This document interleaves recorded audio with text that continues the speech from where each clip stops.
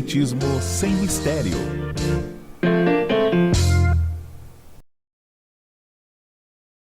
Olá pessoal, estamos iniciando o programa Espiritismo Sem Mistério, estudando o Livro dos Espíritos. Como é bom aprendermos com essa obra que nos traz tanto conhecimento acerca das questões espirituais. E hoje, dando continuidade às leis morais, ao livro terceiro, vocês estão convidados a estarem conosco. Pegue seu livro dos Espíritos, seu caderno de anotações, porque é muito importante você colocar todas as anotações, assim você consegue lembrar, ou escreva mesmo no seu livro. Isso também nos ajuda bastante quando nós temos que localizar alguma coisa, que buscar com uma certa facilidade, você já tem tudo anotado. Então, para quem não me conhece, eu sou Solange Salman Godoy, junto com o nosso querido André Luiz Ruiz. Como vai, André?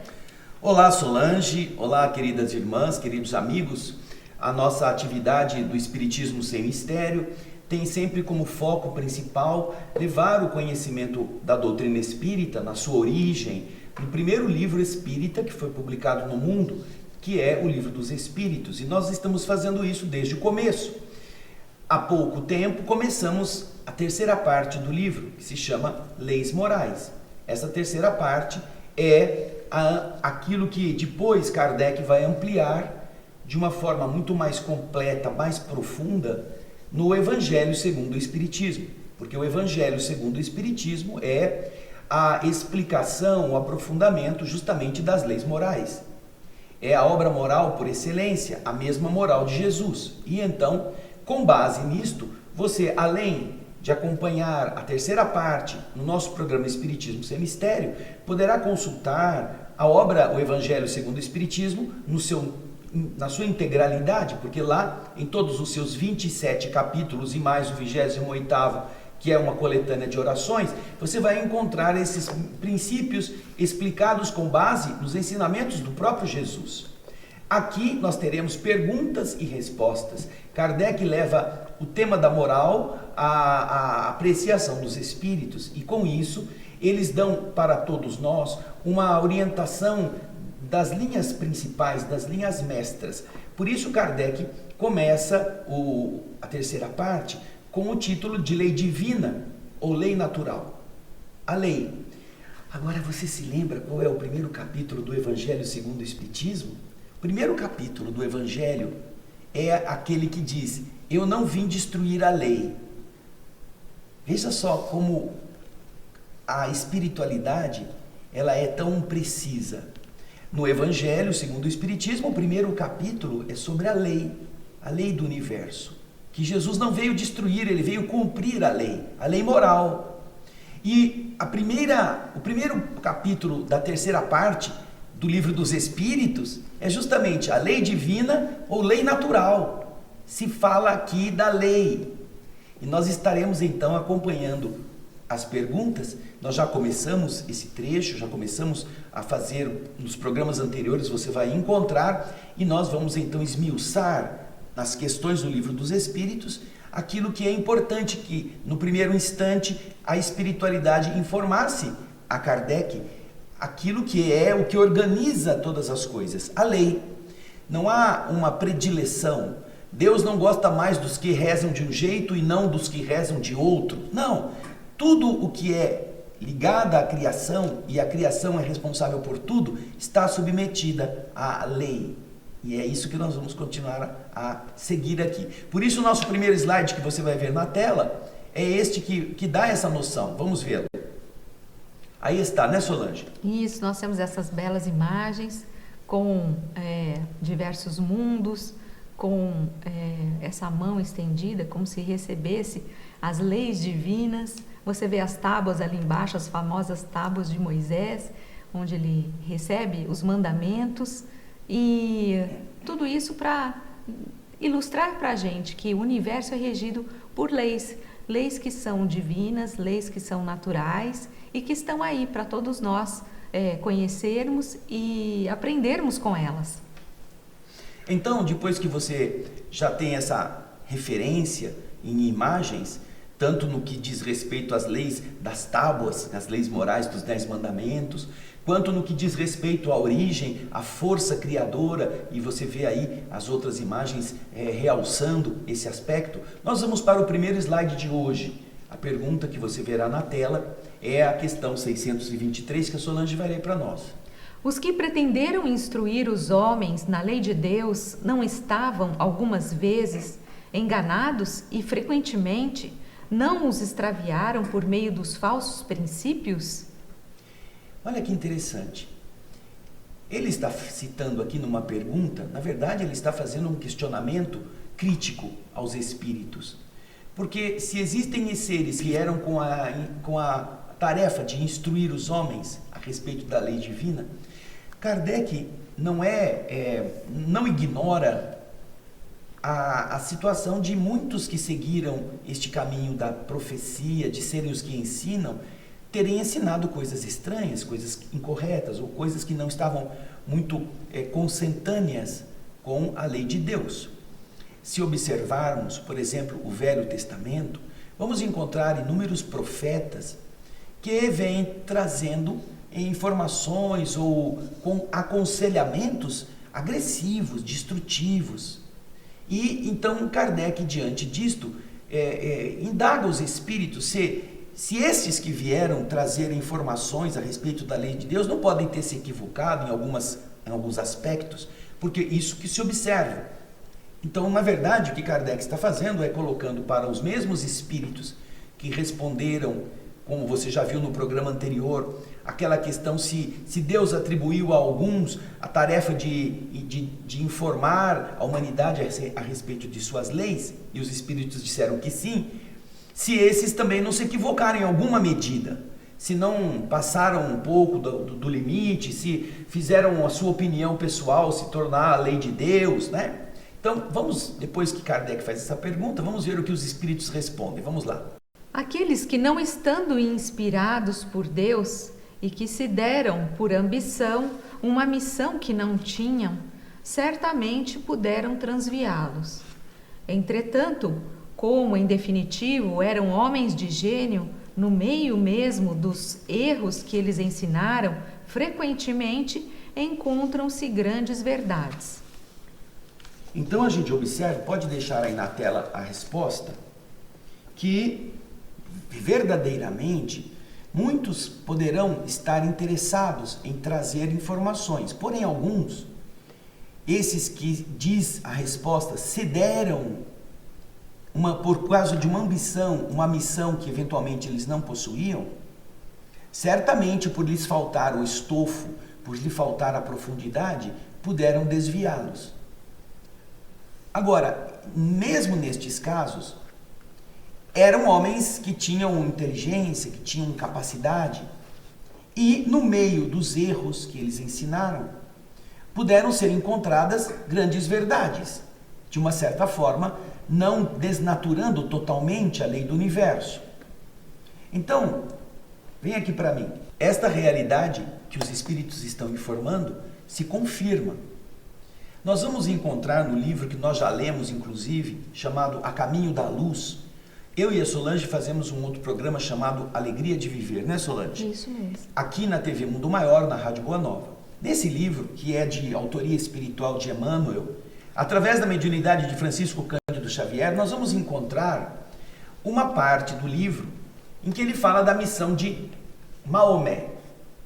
Maomé teria vindo à Terra com uma tarefa para contrapor aos excessos da Igreja Católica Romana princípios mais puros das leis divinas. Porém, por N motivos que Emmanuel explica, ele acabou se desvirtuando do seu caminho e fez uma religião própria daquele povo e acabou, com base nisso, ao lado de algumas verdades, ele criou rituais, criou outras coisas que vieram a dividir, ao invés de adicionar coisas ao princípio religioso dos católicos de então, ele acabou criando uma outra vertente religiosa que é depois assumida pelos irmãos do Oriente, e você conhece toda a epopeia muçulmana dos que cultuam Alá, Maomé, etc. Então você vai ver que, apesar disto ter acontecido, ele não deixou de informar muitas coisas que foram importantes para o desenvolvimento moral daquele contingente humano. É isso que este é um dos exemplos que nós estamos comentando aqui, daquilo que os espíritos estão dizendo. Às vezes, eles estão extrapolando os limites que deveriam tomar e tomam-se como emissários de coisas que eles realmente não são. Porque, de verdade, falar a respeito da divindade é uma coisa bastante séria, profunda. É preciso possuir uma isenção, um estado interior que não permita nem que a vaidade, nem que o orgulho se estabeleçam ou criem princípios. Quando as pessoas vão ficando muito importantes, muito famosas ou muito requisitadas, elas começam a achar que elas são a mensagem, ao invés de serem apenas arautos, aqueles que vão falar de uma mensagem que não é o próprio indivíduo. E no mundo atual é muito interessante observarmos como a religiosidade acabou se transformando numa profissão em muitos caminhos, em que as pessoas ganham muito dinheiro para fazer determinadas atitudes ligadas à divindade, que é totalmente destituída desse interesse econômico. E uma pessoa que ganha para falar sobre Deus vai falar sobre aquilo que os que pagam a ela querem que ela fale. Não vai falar daquilo que é puro, daquilo que é realmente inspirado pelo Criador. Por esse motivo, todos os que foram seguidores fiéis ao tempo da evolução religiosa da Terra acabaram sucumbindo pela agressão dos que estavam se incomodando com os seus ensinamentos. Desses que não se vendiam, que não se dobravam aos interesses mundanos, inclusive o próprio Jesus. Aí é a prova cabal de que se você não cede, você se torna uma ameaça. Uma das coisas interessantes que existe é uma frase que diz que não existe ninguém mais ameaçador do que um honesto no meio dos bandidos, dos interesseiros, do que um íntegro no meio dos mentirosos, do que um homem santo no meio dos pecadores. Esse indivíduo é uma ameaça. E é exatamente isso que às vezes compromete a tarefa. Isso acontece em toda parte, inclusive no meio espírita. Muitos se deixam levar por determinadas emoções e acabam achando que eles são a mensagem. E tomam atitudes como se eles fossem os donos do rebanho para que os outros os sigam.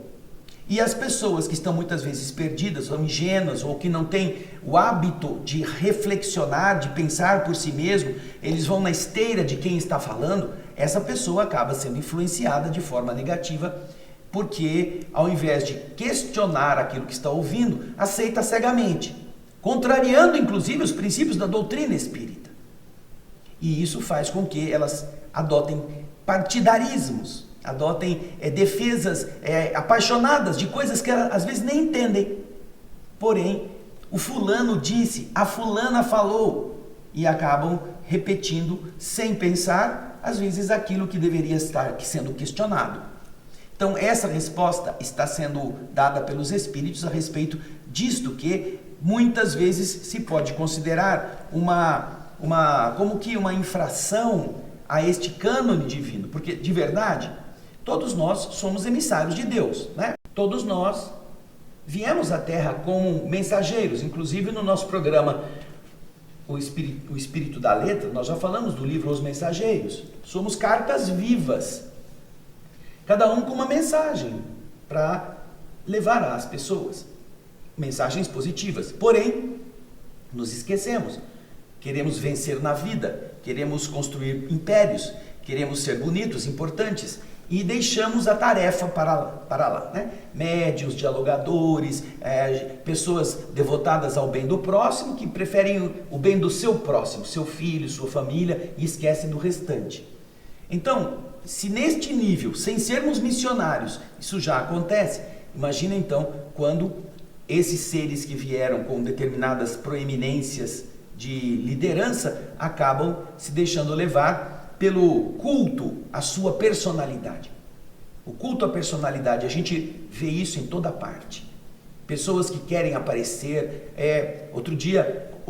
Algum tempo atrás, uma companheira da doutrina espírita nos disse que depois de ela ter sido responsável por um congresso espírita, congresso espírita, em que espíritas vão falar para espíritas, é chover no molhado, né?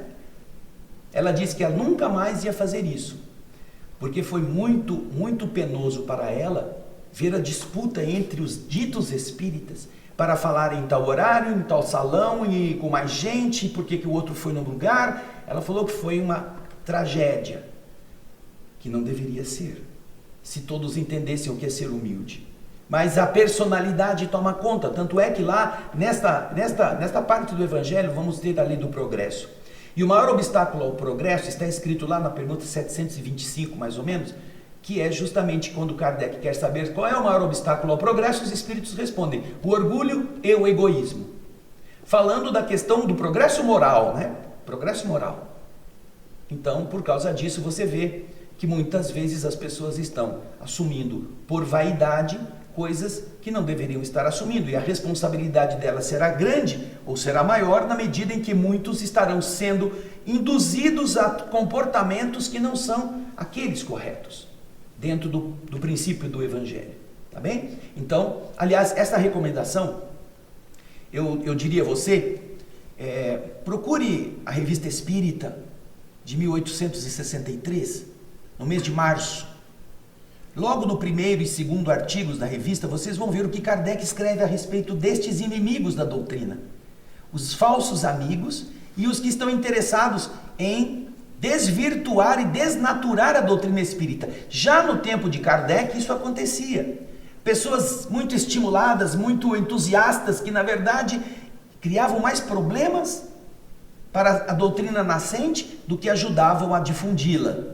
Mas é muito interessante o que Kardec vai falar nesses dois primeiros artigos da Revista Espírita de 1863, do mês de março. Vá lá, dá uma olhadinha, ok? Agora a gente vai para... A Solange pode falar também? Não, tudo bem. É interessante isso que o Livro dos Espíritos nos traz, e nós vamos ver que, com a próxima pergunta, Kardec vai nos deixar uma dica, uma orientação, porque nós vimos até agora que existe essa possibilidade dessas pessoas que não são os missionários para difundir esse conhecimento, mas elas se arvoram, né, nesse direito que isso realmente acontece. Então, a próxima pergunta de Kardec tem muito a ver com isso, de que forma nós conseguimos identificar o verdadeiro profeta. Vamos à pergunta para vocês verem. Qual é o caráter do verdadeiro profeta? Bom, já que nós estamos diante de um problema que é o de discernir quem faz o que, se está fazendo correto, a pergunta lógica, que é o que Kardec usa, a lógica, para buscar as informações, ele não fica dando tiro a esmo. Você pode ver que todo o encadeamento de perguntas que Kardec faz tem uma linha de pensamento muito bem definida. Bom, se pode acontecer de aquele que se faz como profeta, profeta é quem ensina, que também está explicado lá no capítulo 21 do Evangelho, o profeta, característica do verdadeiro profeta. Se este pode se equivocar, Kardec então pergunta qual é a característica do verdadeiro, o caráter do verdadeiro profeta. Do verdadeiro, daquele que realmente está fazendo aquilo para o que foi indicado. Vamos ver então o que os espíritos respondem a essa pergunta? O verdadeiro profeta é um homem de bem, inspirado por Deus. Pode-se reconhecê-lo por suas palavras e por suas ações. Deus não pode se servir da boca do mentiroso para ensinar a verdade. E essas palavras são muito, muito importantes que nós meditemos. Deus não pode se servir da boca do mentiroso para ensinar a verdade. Mas a mentira não é apenas aquela que não conecta um princípio a outro. Então, você inventa uma historinha para conseguir determinados objetivos. Não é a mentira que frauda a informação apenas. O mentiroso é aquele que fala da humildade, mas não a vive. É aquele que prega o amor ao próximo e pisa no seu semelhante, no seu funcionário. É aquele que tem uma atividade de importância, mas ele se preocupa mais consigo do que com os outros. Lembramos que em uma das passagens do Evangelho, Jesus lança um desafio, uma pergunta aos seus discípulos. Estando dois homens sentados, ou melhor, dois homens estão num ambiente, um está sentado à mesa e o outro vem servi-lo, pergunta Jesus aos seus discípulos, qual desses dois homens é o maior? E todos os discípulos respondem, o maior é aquele que está sentado, sendo servido. E Jesus então, depois de ter concordado com eles, diz, pois eu estou entre vós como aquele que serve. Eu estou entre vocês como aquele que está servindo. Se Jesus, que é aquele que todos reverenciam, está entre os homens, não como o importante, o homem que está esperando os altos banquetes, ele está como o garçom. Que linda indicação é esta que ele dá a respeito do verdadeiro profeta, porque não há ninguém maior como profeta do que Jesus, ser aquele que serve. Agora, observe aquelas pessoas que você está acompanhando na pregação, se elas vivem da forma como o Evangelho pede e as suas palavras assim asseveram. Não estamos aqui falando que todos têm que ser puros e imaculados como o próprio Jesus, porque estamos muito longe disto. Porém, é contraditório que uma boca que fale palavrões depois seja utilizada para falar bênçãos. É a mesma coisa, Solange, que você utilizar o mesmo cano de água para verter esgoto. O mesmo cano que leva água para a sua cozinha é o mesmo cano utilizado para tirar a sujeira do banheiro, do vaso sanitário. Você acha que isso é legal? Você acha que seria bom? Se nós já fazemos a separação entre a tubulação de água de esgoto da tubulação de água potável, é porque estas duas coisas não se combinam. E como é que dentro do esgoto ou da tubulação, que é a nossa garganta, que também é um tubo, podem se conciliar palavras chulas, assuntos baixos, xingamentos, calúnias com pregação? Como é possível isto? E é isto que os Espíritos respondem, que a característica do verdadeiro profeta é aquela em que o indivíduo não está misturando a escuridão com a luminosidade. Está tentando vencer a sua própria escuridão, colocando sempre algo positivo e luminoso naquilo que ele faz, naquilo que ele fala, na maneira como ele age. Daí seria importante observarmos em qualquer religião. O indivíduo faz lindas palestras. Isso, ótimo. E como ele trata os pobres?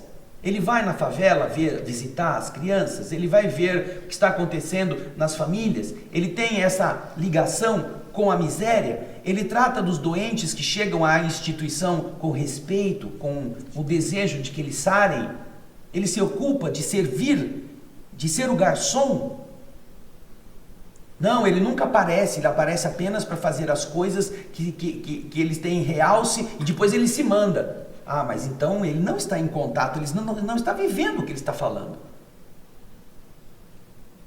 Eu me recordo de um amigo nosso, o nosso querido Alípio Gonzalez, que já esteve várias vezes aqui na TV Mundo Maior, que ele contava que ele foi numa instituição e ajudava nessa instituição, aqui no Brasil mesmo, fazendo sopa. E de vez em quando, uma vez por semana ou duas, eles estavam sopa. Então, os que trabalhavam para fazer a sopa, trabalhavam, cortavam os legumes, cortavam as carnes, punham lá, faziam a sopa. Depois que a sopa estava pronta, enquanto os mendigos estavam esperando na rua, todos eles se sentavam e comiam a sopa. Pegavam as melhores partes dos frangos, enchiam os pratos, tomavam a sopa e depois eles abriam o portão para eles entrarem e tomar sopa. Daquilo que sobrou. Estranho, né? Isso pode ser profeta? Isso pode falar de Deus, falar do amor ao próximo?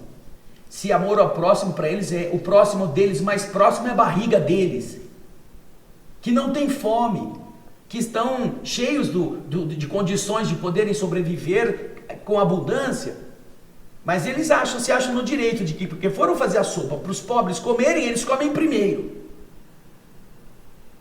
Então, dá para ver como é fácil perceber estas coisas, não é mesmo?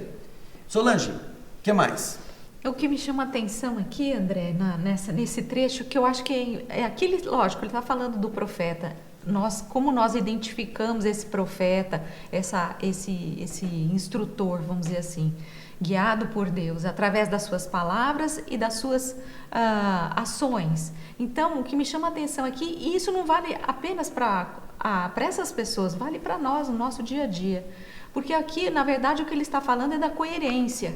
Nós temos que ser coerentes com aquilo que nós estamos falando, o que nós pensamos, e não adianta nada nós falarmos sobre determinados temas, sobre determinados assuntos, e na hora de nós agimos de forma completamente diferente. Então me chama a atenção essa questão de sermos coerentes, e o profeta precisa ter isso, ele tem que ser coerente. Se ele está pregando uma determinada coisa, se ele está falando sobre um determinado assunto, numa determinada direção, ele tem que, na prática, pelo menos tentar seguir aquilo que ele está falando. E assim nós identificamos. Isso é um termômetro para que a gente consiga identificar se essa pessoa realmente está sendo verdadeira, se ela realmente tem estofo, se ela tem conteúdo e se ela realmente está tentando, porque viver às vezes completamente é difícil, mas pelo menos se ela está no caminho, se ela está tentando viver isso. Agora, o verdadeiro profeta, dentro de tudo que a Solange disse, que é exatamente a verdade, o verdadeiro profeta, ele vive isso de forma espontânea, de forma natural. Ele não faz esforço, porque ele é assim.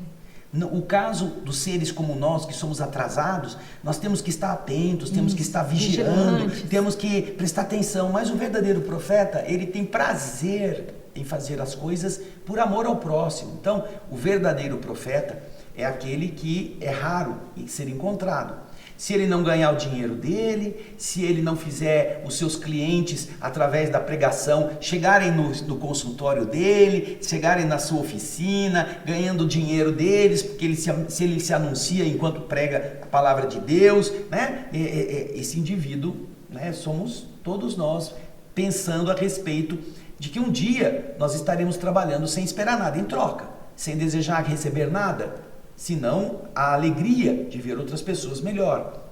E isso é importante. A coerência que a Solange disse é a representação de um grupo muito reduzido, entre os quais nós podemos escolher, acho que não enche os dedos de uma mão, de espíritos encarnados que estão com esta tarefa vivida desta maneira, sem ganhar nada, fazendo o máximo de si, entregando o tempo completo ao amor do semelhante. Esse é o verdadeiro profeta.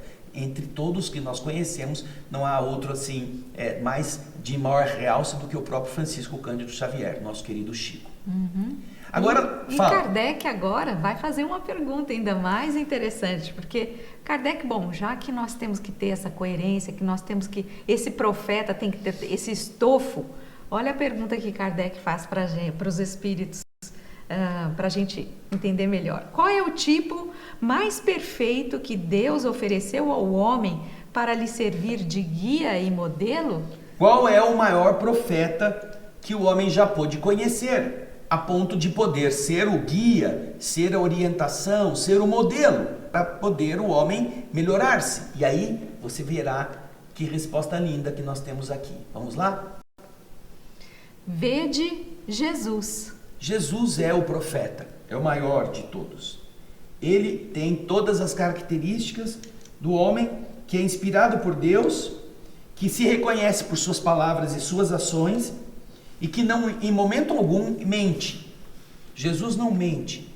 Jesus, mesmo quando ele é posto para ser questionado do ponto de vista se ele é rei, quando perguntam a ele, tu és rei? Porque essa era a acusação dos sacerdotes quando prenderam Jesus, dizendo que ele estava conflitando com o imperador romano. Ele se dizia rei, no sentido de promover uma revolta, uma rebelião dos povos conquistados por Roma contra o imperador. Jesus, ele fica em silêncio, depois Pilatos pergunta novamente e ele responde, eu vim aqui para dar testemunho da verdade. Testemunho da verdade. Em outras passagens nós vamos encontrar Jesus dizendo, Eu sou o caminho, a verdade e a vida. Então Jesus não se serve nem de palavras dúbias, nem de tentativa de dourar a pílula para tirar a sua responsabilidade. E ele diz, eu vim à terra para dar testemunho da verdade. Sim, eu sou o rei, mas meu reino não é deste mundo. Ele não nega o fato, porque ele é rei. O Senhor é o governador de uma parte destes mundos que Deus lhe concede como sendo responsável por organizar, por gerar, por dar condições de vida. Então ele confirma, eu sou rei, mas meu reino não é deste mundo. É um outro tipo de reinado. Porém, a palavra rei, na época, só tinha a acepção de alguém que tivesse um império, exército, território e tivesse o domínio soberano sobre todo o mundo. Então, quando Jesus estabelece que ele sim é rei, mas o reino dele não é na terra, é no outro mundo, ele está dizendo a verdade. Você vê então que mesmo nesse aspecto, a característica do verdadeiro profeta que os Espíritos deram na pergunta anterior se confirma em Jesus. Jesus não mente, ninguém pode achar que um profeta veio para iludir os outros com falsas verdades. Jesus diz a verdade. Quando a sua mãe e seus irmãos comparecem numa casa em que Jesus está pregando e dizem a ele, sua mãe está lá fora chamando você. Sua mãe e seus irmãos. Jesus então se dirige a todos os que estão sentados naquele ambiente e diz, quem é minha mãe? Quem são os meus irmãos? São todos vocês que ouvem a palavra do meu Pai. Aqui estão minha mãe, meus irmãos. E fica lá, não vai atender a mãe dele. Não vai. Nem a mãe, nem o irmão, porque queriam pegá-lo pela orelha e levá-lo à base de safanões para ser o menininho correto dentro de casa. Quando Jesus não está para servi-los, está para servir ao Pai. Veja como Jesus, mesmo na condição de ser filho amoroso, ele não atende aquilo que sua mãe está dizendo, chamando-o lá para fora. Eu não vou. Aqui estão minha mãe, meu pai e meus irmãos, porque todo aquele que faz a vontade do meu Pai, este é meu irmão, minha mãe e meu pai também. E são vocês. É a confirmação disto. Jesus é o caminho, é a verdade e a vida. Para nós entendermos a divindade, aquilo que ele viveu, aquilo que ele ensinou, as leis morais, é a única forma. São estas três coisas, caminho, verdade e vida, enfeixadas nestas leis, que se nós aprendermos, será mais fácil. Uma coisa que a gente pode ver é que se Jesus estivesse aqui, por exemplo, nos dias de hoje, não há com Jesus a questão do politicamente correto. Você não vai falar aquilo só para agradar uma maioria ou porque você tem que estar de acordo com o que a maioria pensa. De forma alguma, Jesus seria verdadeiro. Seria sincero, verdadeiro, falaria a verdade, mesmo que fosse contra o politicamente correto. Falaria com amor, mas falaria. Isso é muito bonito. O que o Cristo é, não é o que muitas pessoas estão fazendo, até mesmo na doutrina espírita, fazendo um cristianismo sabonete. Jesus, o cristianismo do Cristo é lixa. Pense nisso. É lixa. É lixa que apara as arestas. É lixa que tira as impurezas. É lixa que dá lisura às madeiras.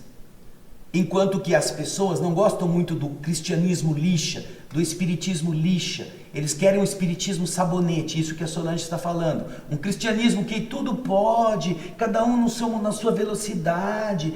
Você pode ser assim ou pode não ser. O cristianismo sabonete é a maneira primitiva e maliciosa de perverter o cristianismo do Cristo, que é aquele que exige esforço, que exige melhora, que exige transformação, cada um por sua parte. Não é alguém fazer isso obrigando os outros, mas é cada um assumir que realmente quer. E o cristianismo lixa, ou o espiritismo lixa, não é muito agradável para muita gente, que prefere o espiritismo sabonete. Não, tá bom, o psicologismo espírita, não vamos falar as coisas para não frustrar as pessoas, coitadinhas. E elas ficam fazendo o mal, fazendo o erro, achando que elas podem, quando de verdade não é por aí. E isso nós temos inúmeros caminhos que mostram, inúmeras histórias, inclusive de Humberto de Campos, falando a esse respeito. Agora, vamos seguir, Solange. Temos um comentário de Kardec. Exatamente. Kardec vai fazer um comentário, traz o comentário para a gente, acompanhe conosco. Jesus é, para o homem, o modelo da perfeição moral que a humanidade pode pretender sobre a terra. Deus o oferece como o mais perfeito modelo, e a doutrina que ensinou é a mais pura expressão da sua lei, porque ele estava animado de espírito divino e foi o ser mais puro que apareceu sobre a terra. Se alguns daqueles que pretenderam instruir os homens na lei de Deus, algumas vezes a extraviaram por meio de falsos princípios, foi por se deixarem dominar eles mesmos por sentimentos muito terrestres e por terem confundido as leis que regem as condições da vida da alma com aquelas que regem a vida do corpo. Vários deram como leis divinas o que não eram senão leis humanas, criadas para servir às paixões e para dominar os homens. Então, isso Jesus nunca fez. Podemos observar que o Cristo nunca se aliou aos poderes do mundo, nunca serviu aos poderosos, andava com prostitutas, andava com os malfeitores para ajudá-los. E ele mesmo dizia: eu vim para os doentes, não vim para os sãos. Como também não recusava a companhia de pessoas de boa vida. Nós temos o caso de Zaqueu, que Jesus pede para ser hospedado na sua casa. Ele que acreditava tanto em Jesus que, por ser baixinho, ele subiu numa árvore e lá em cima ficava vendo Jesus passar. E quando Jesus passou de baixo, ele que era publicano, cobrador de impostos, e por isso ele tinha uma boa estrutura social, um bom conforto para o tempo em que ele viveu, não é? Ele era mal visto pelos judeus, ele era caluniado pelos seus irmãos, porque os judeus odiavam aqueles que vinham cobrar impostos para mandar para Roma. E então Zaqueu, para poder ver Jesus, sobe numa árvore, porque ele era baixinho. Quando Jesus passa embaixo, Jesus para e chama ele pelo nome: desce daí, Zaqueu, porque me é conveniente hospedar-me contigo hoje. E vai para lá, para a casa de Zaqueu, exatamente para mostrar a toda a comunidade que, apesar deles odiarem o cobrador de impostos, que era honesto, que era sincero, que era puro de intenções, Jesus o chama e vai ficar com ele, para dizer: não é porque tem dinheiro que não presta, é porque ele é um homem bom, e ele faz isso, ser bom para os outros. Agora então, nós temos a última questão de hoje, Solange. Vamos lá. As leis divinas e naturais não foram reveladas aos homens senão por Jesus? Antes delas não tinham conhecimento senão por intuição? Ou seja, estamos falando de leis. Estas leis morais, estas leis naturais que fazem com que todos nós aprendamos a ter um caminho para determinadas atividades e atitudes nossas, caminho que nos leve a uma condição melhor, elas por fim só conseguiram ser explicadas definitivamente ou claramente por Jesus. E antes de Jesus, os homens só tinham acesso a essas leis por intuição, assim, eu acho que é bom ser bom, eu acho que fazer o mal é ruim pra gente. Será que a intuição era um eu acho? Será que antes de Jesus era assim? Vamos ver o que os espíritos respondem a essa questão.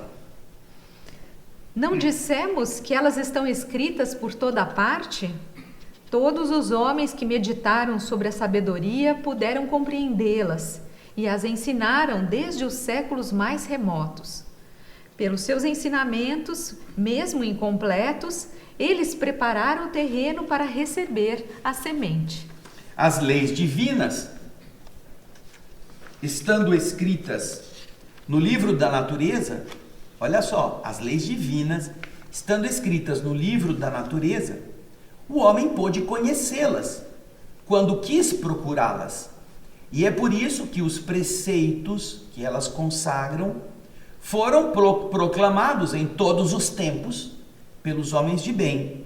E é por isso que se encontram seus elementos na doutrina moral de todos os povos saídos da barbárie embora incompletos ou alterados pela ignorância e a superstição. Ou seja, todas as leis do universo estão na cara das criaturas.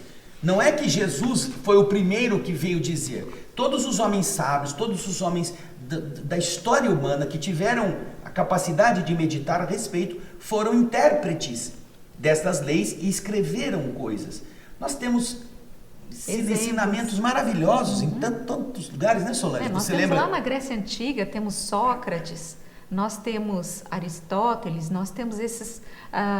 Platão. Você vê na introdução do Evangelho, Sócrates e Platão como precursores do cristianismo e do espiritismo. E você vai, o Kardec faz uma coletânea de princípios que Sócrates defendia, que são basicamente a repetição do que Jesus vai dizer 500 anos depois.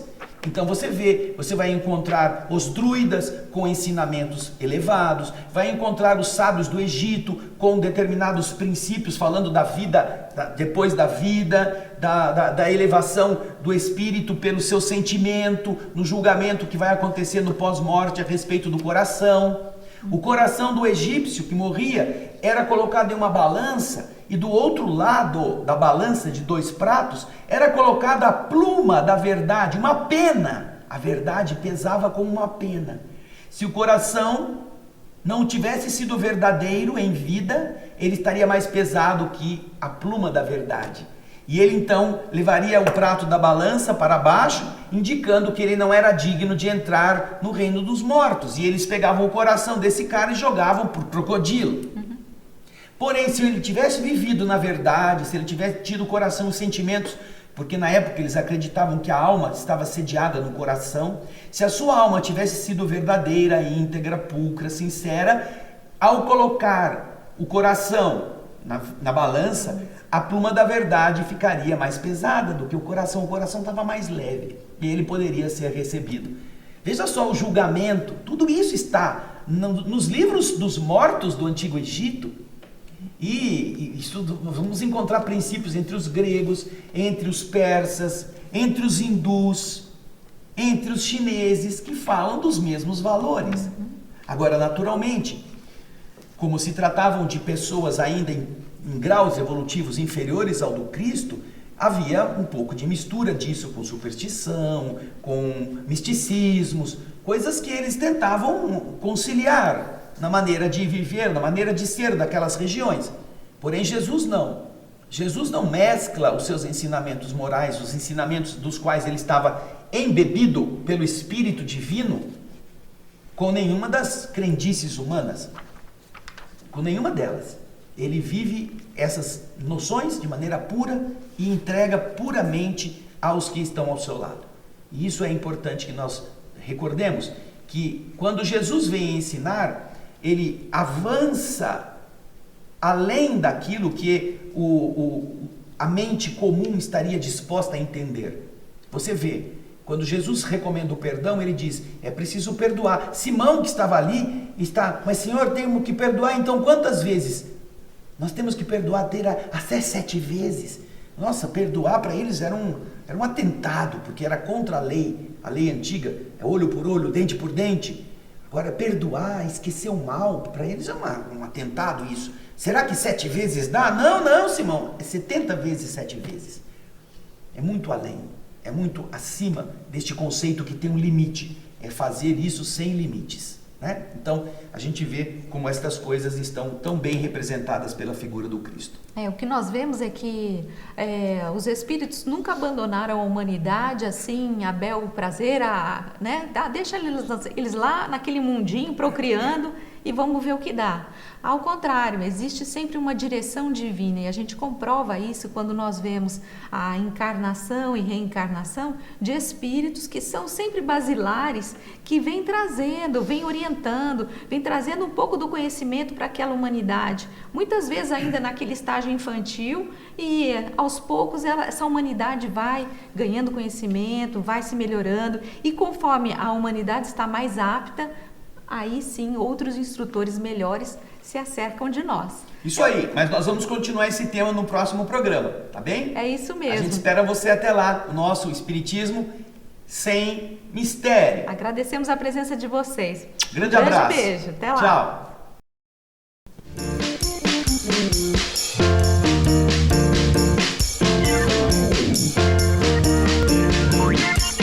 Espiritismo sem mistério.